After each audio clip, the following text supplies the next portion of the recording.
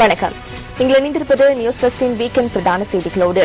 விரிவான செய்திகளுக்கு செல்லும் முன்னர் முதலில் இன்றைய தலைப்புச் செய்திகள்.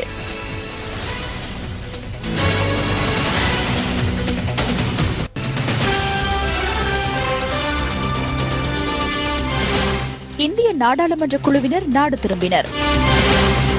உடனடி அரசியல் தீர்வுக்காக விரைவில் பேச்சுவார்த்தைகளை ஆரம்பியுங்கள். இந்திய எதிர்க்கட்சித் தலைவி கோரிக்கை. அதிக விருப்பு வாக்குகளை பெற்றவர்களுக்கு அமைச்சரவை திருத்தத்தில் பதவிகளை வழங்குமாறு பாராளுமன்ற உறுப்பினர் முத்துஹெட்டிகம கருத்து.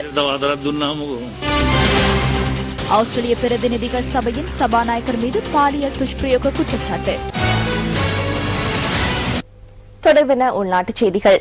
வெமட்டக்குடையில் ரயில்வே மைதானத்திற்கு அண்மையில் உள்ள பேஸ்லைன் வீதியில் இடம்பெற்ற ஆர்ப்பாட்டத்தை கலைப்பதற்கு போலீசார் நடவடிக்கை எடுத்தனர். போலீஸ் மற்றும் விசேட அதிரடிப்படையினர் இணைந்து இன்று முற்பகல் நடத்திய சோதனையில் சிலர் கைது செய்யப்பட்டமைக்கு எதிர்ப்பு தெரிவித்தே இந்த ஆர்ப்பாட்டம் இடம்பெற்றது. இன்று அதிகாலை 5:30 8 மணி வரை பொரளி போலீஸ் பிரிவின் T20 தோட்ட பகுதியில் முன்னெடுக்கப்பட்ட திடீர் சோதனையின் போது 33 பேர் கைது செய்யப்பட்டனர். இது தொடர்பான விரிவான தகவல்களை எமது தொடரும் செய்திகளில் எதிர்பாருங்கள். இலங்கைக்கான உத்தியோகபூர்வ விஜயம் மேற்கொண்டிருந்த இந்திய நாடாளுமன்ற உறுப்பினர்கள் குழு இன்று பிற்பகல் நாடு திரும்பியது. இன்று பிற்பகல் 2 மணியளவில் இந்திய நாடாளுமன்ற பிரதிநிதிகள் குழு நாடு திரும்பியதாக விமான நிலையத்தின் கடமை நேர முகாமையாளர் தெரிவித்தார்.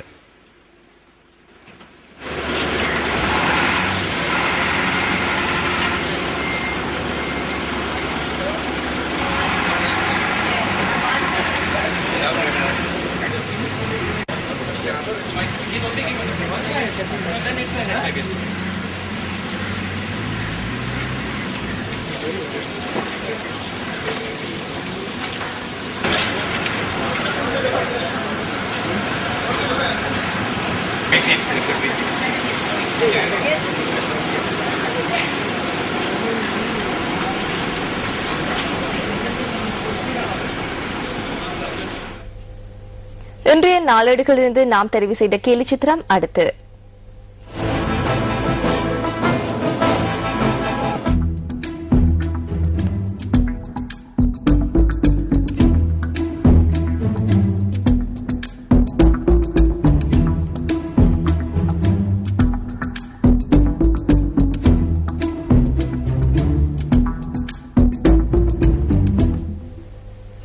இலங்கைக்கான உத்தியோகபூர்வ விஜயத்தை மேற்கொண்டிருந்த இந்திய நாடாளுமன்ற குழுவின் பிரதிநிதிகள் இன்று முற்பகல் ஜனாதிபதி மஹிந்த ராஜபக்சவை சந்தித்தனர்.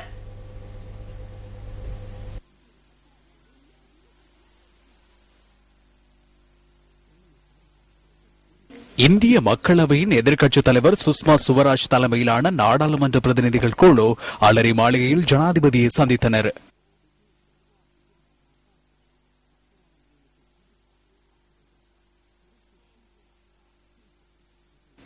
இலங்கைக்கான இந்திய உயர்ஸ்தானிகர் அசோக் கே காந்தா, வெளிவகார அமைச்சர் பேராசிரியர் GL பீரிஸ், பொருளாதார அபிவிருத்தி அமைச்சர் பெசில் ராஜபக்ச உள்ளிட்ட பலர் இந்த சந்தர்ப்பத்தில் கலந்து கொண்டனர்.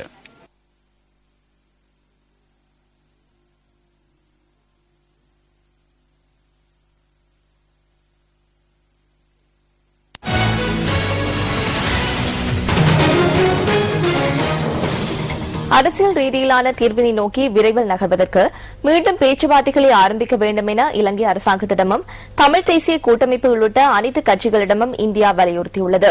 கொழும்பில் இன்று நடைபெற்ற ஊடகவியலாளர் சந்திப்பொன்றில் இந்திய மக்களவையின் எதிர்க்கட்சித் தலைவர் சுஷ்மா சுவராஜ் இந்த கருத்தினை வெளியிட்டுள்ளார்.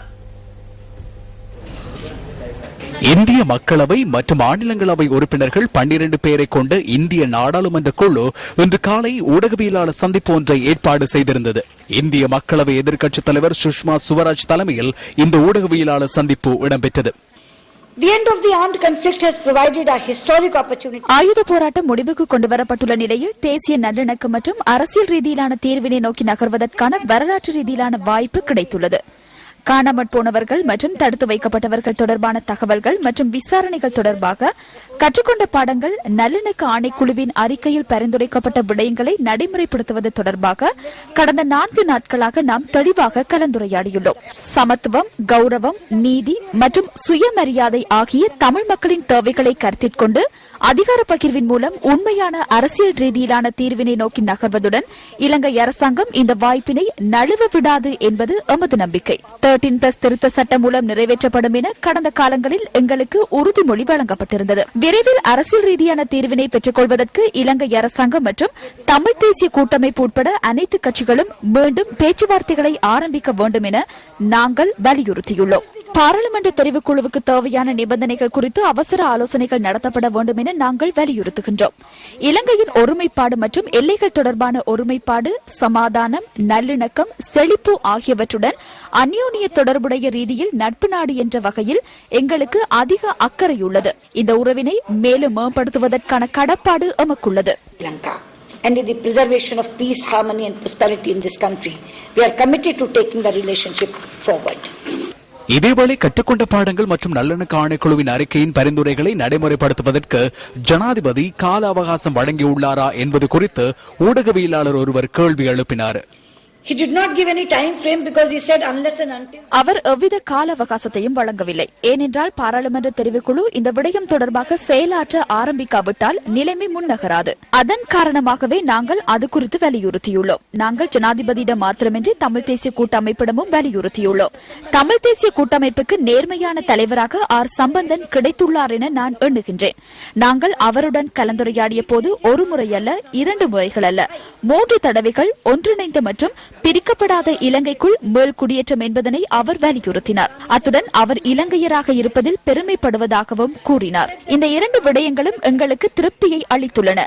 இதுதான் அவர்கள் எதிர்பார்க்கும் விடயங்கள். ஏனெனில் முன்னோக்கி நகர்வதற்கு எவ்வித பிரச்சினைகளும் இல்லை என நாங்கள் அரசாங்க தரப்பிடம் கூறினோம். இந்திய நாடாளுமன்ற உறுப்பினர்கள் குழுவின் இலங்கை விஜயம் எந்தவிதமான பலனையும் தராது என தமிழக முதலமைச்சர் ஜெயலலிதா ஜெயராம் வெளியிட்டுள்ள கருத்து தொடர்பாகவும் ஊடக சந்திப்பின் போது வினவப்பட்டது. I will specially speak to. இந்த விஜயம் ஒரு சுற்றுலா பயணம் அல்ல என நான் முக்கியமாக ஜெயலலிதாவிடம் கூறுவேன். கொழும்பினை பார்ப்பதற்கோ ஆடம்பர பொருட்கொள்வனவிற்கோ அல்லது வேறு எந்த விடயங்களுக்கோ எங்களுக்கு ஒரு மணித்தியாலம் கூட கிடைக்கவில்லை. இந்த விஜயமானது பயன் மிகுந்தது. இதனை சுற்றுலா என குறிப்பிடுவது தவறாகும். To call it a picnic trip will be doing injustice to the delegation. இதேவேளை மீனவர் பிரச்சினை தொடர்பாக தமிழக காங்கிரஸ் கட்சியின் பாராளுமன்ற உறுப்பினர் சுதர்சன நாச்சியப்பன் இங்கு கருத்து வெளியிட்டார். எங்களை பொறுத்தமட்டில் மீனவர்கள் பிரச்சனையை 2 நாடுகளுடைய மீனவர்களும் உட்கார்ந்துதான் தீர்க்க முடியுமே தவிர அரசு தீர்க்கக்கூடியது அல்ல. ஆகையினால அதற்காக முதலிலேயே ஒரு கூட்டத்தினை கூட்டி அதில் பேசி முடித்திருக்கிறார்கள். அதனால் 2 நாடுகளுடைய மீனவர்களும் ஒன்றாக மீண்டும் கூடி அவர்களுக்கு இருக்கக்கூடிய பிரச்சனையை தீர்வு காண்பதற்கு 2 அரசுகளும் துணை நிற்க வேண்டும் என்பதுதான் எங்களுடைய நிலை. இலங்கைக்கு உத்தியோகபூர்வ விஜயம் மேற்கொண்ட இந்திய மக்களவையின் எதிர்க்கட்சித் தலைவர் சுஷ்மா சுவராஜ் தலைமையிலான நாடாளுமன்ற உறுப்பினர்கள் குழு கொழும்பில் உள்ள இலங்கை மகாபோதி மகாவிகாரைக்கு நேற்றிரவு சென்றனர். இலங்கை வந்துள்ள இந்திய நாடாளுமன்ற உறுப்பினர்கள் குழுவின் பார்வைக்காக இங்கு புனித சின்னங்கள் கண்காட்சிக்கு வைக்கப்பட்டிருந்தன. பாதுகாப்பு செயலாளர் கோட்டாபாய ராஜபக்சவினால் புனித சின்னம் தாங்கிய பேழை பார்வைக்கு வைக்கப்பட்டிருந்தது.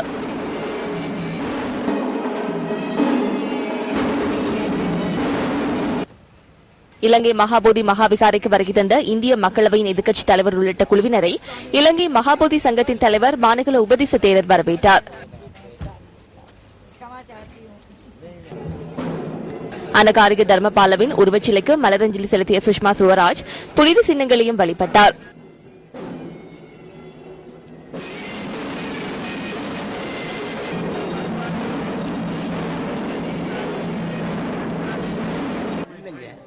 இந்திய நாடாளுமன்ற குழுவிற்கு இரவு விருந்துபசாரம் வழங்கப்பட்டதுடன் இதன்போது விசேட கலை நிகழ்வுகளும் நடைபெற்றன. India is the land of Buddha. Therefore, our cultural ties with Sri Lanka are centuries old. புத்தரின் தேசம் இந்தியா. அதனால் இலங்கைக்கும் எமக்குமான உறவு நூற்றாண்டு கால வரலாற்றை கொண்டது. இலங்கை மகாபோதி சங்கத்துடன் எமக்கு தனிப்பட்ட ரீதியிலும் தொடர்பு காணப்படுகின்றது. வெளிநாட்டு பாராளுமன்ற குழுவினை நான் பிரதிநிதித்துவப்படுத்துவதே அதற்கு காரணம். சாஞ்சி பிரதேசமும் நான் பிரதிநிதித்துவப்படுத்தும் பகுதிக்கு அருகிலேயே உள்ளது. சாஞ்சியிலிருந்தே இலங்கைக்கு பௌத்த தர்மம் வந்தது. சாஞ்சியில் பௌத்த கல்விக்கான பல்கலைக்கழகம் ஒன்றை ஸ்தாபிக்க தேரர்கள் திட்டமிட்டுள்ளனர். அந்த பல்கலைக்கழகத்திற்காக மத்திய பிரதேச முதலமைச்சர் இடம் ஒன்றையும் ஒதுக்கியுள்ளதை நான் இந்த சந்தர்ப்பத்தில் மிக மகிழ்ச்சியுடன் தெரிவித்துக் கொள்கின்றேன். எம்மை அளித்து கௌரவித்தமைக்கு தனிப்பட்ட ரீதியில் தேரர்களுக்கு நான் நன்றிகளை தெரிவித்துக் கொள்கின்றேன். He had organized a little elaborate function also My greetings to you. Ayubuwan, Ayubuwan. இலங்கை மகாபோதிக்கு வருகிருந்த இந்திய நாடாளுமன்ற பிரதிநிதிகள் குழுவிற்கு நினைவுச் சின்னங்களும் அன்பளிப்பு செய்யப்பட்டன. இதேவேளை பிரஜைகள் முன்னணியின் செயலாளர் நாயகமும் பாராளுமன்ற உறுப்பினருமான ஜெய் ஸ்ரீரங்கா இந்திய மக்களவை எதிர்க்கட்சித் தலைவர் சுஷ்மா ஸ்வராஜை சந்தித்து கலந்துரையாடல்களில் ஈடுபட்டார்.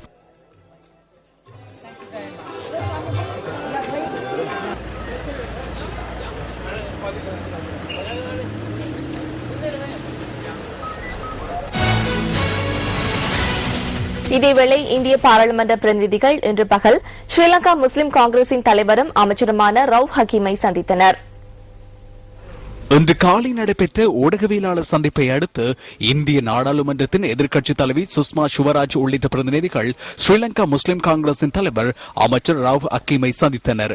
உங்களுக்கும் தமிழ் தேசிய கூட்டமைப்பிற்கும் இடையில் நல்லுறவும் நல்லிணக்கமும் நீங்கள் திடமாக இருப்பதை நாங்கள் மெச்சுகின்ற அதேவேளை இந்த நட்புறவை பாவித்து நீங்கள் தமிழ் தேசிய கூட்டமைப்பினருக்கும் அரசாங்கத்துக்கும் இடையிலே இந்த பாராளுமன்ற தெரிவுக்குழுவில் பங்கு பெற்றாமல் இருக்கின்ற நிலைமையை மாற்றக்கூடிய வகையில் ஒரு ஃபெசிலிட்டேட்டராக ஏற்பாட்டாளராக நீங்கள் ஒரு நல்லிணக்க ஏற்பாட்டாளராக நீங்கள் செயல்பட வேண்டும். அதற்காக நீங்கள் முயற்சிக்க வேண்டும். தமிழ் தேசிய கூட்டமைப்பினருக்கு சம்பந்தமாக அவர்களுடன் கதைத்து அவர்களை ஊக்குவித்து உங்களுடைய நட்புறவை பாவித்து அவர்களுக்கு இந்த சந்திப்பை நீங்கள் இந்த பாராளுமன்ற தெரிவுக்குழுவில் பங்கு கொள்ளச் செய்வதற்கான முயற்சிகளை நீங்கள் மேற்கொள்ள வேண்டும் என்பதை எங்களிடத்திலே முக்கியமாக கேட்டுக்கொண்டார். நாங்கள் அவருக்கு உறுதியளித்திருக்கிறோம். எங்களுடைய அடுத்த பேச்சுவார்த்தையின் பொழுது சம்பந்தமாக அவர்களோடு இன்னும் கூடுதலாக இந்த விஷயத்தை நாங்கள் கதைக்க இருக்கிறோம் என்பதை நாங்கள் சொன்னோம். வெமட்டக்கொடையில் ரயில்வே மைதானத்திற்கு அண்மையில் உள்ள பேஸ்லைன் வீதியில் இடம்பெற்ற ஆர்ப்பாட்டத்தை கலைப்பதற்கு போலீசார் நடவடிக்கை எடுத்தனர்.